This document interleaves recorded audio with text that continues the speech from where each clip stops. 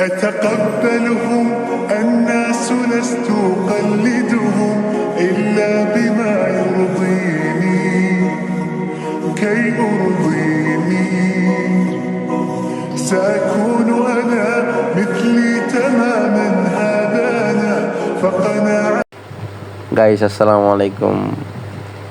আমরা বের হলাম ইফতারি কেনার জন্য, ভাই আর আমি। এই ফার্স্ট আপনাদের সামনে আসলাম।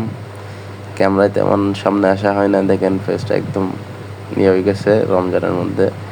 তো পাশ দিয়ে যাচ্ছিলাম, আমাদের গ্রামে আছে একটা সাঙ্গু নদী, যেটাকে আমরা সাঙ্গু নদী হিসেবে চিনি। এটা বেশ ভালো একটা নদী।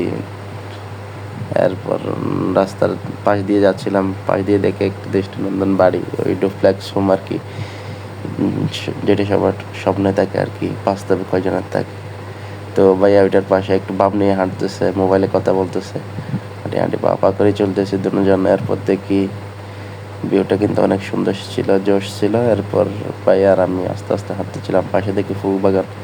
বাগান বিলাস কার না পছন্দ, আমারও ফুল বেশ পছন্দ, মানুষকে দিতে ইচ্ছে করে। এরপর দেখি গ্রামের রাস্তা ধুলাবালি পুরো। তো মাস্ক ছাড়া আপনারা হাঁটবেন না গ্রামের এই ধুলোবালি ইয়াতে রোডে। এরপর দেখি পড়ন্ত বিকেল ভাইয়ের সাথে একটা লোক নিলাম। এরপর ইফতারি কেনার জন্য বাজারে গেলাম, নিলাম বেগুনি, পেঁয়াজ, এরপর জিলাপি। তো মোটো ভাইকে বলতেছি, ভাই এগুলো সব একটা একটা করে, মানে ভাই যেগুলো বলতেছে ওইগুলো সবগুলো দেন।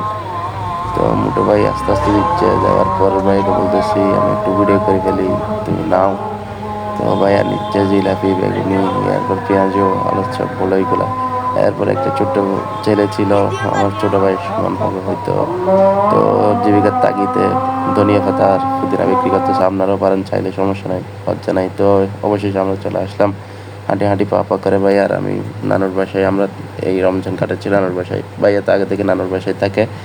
তো ভাইয়ের সাথে ফার্স্ট এই ব্লগ।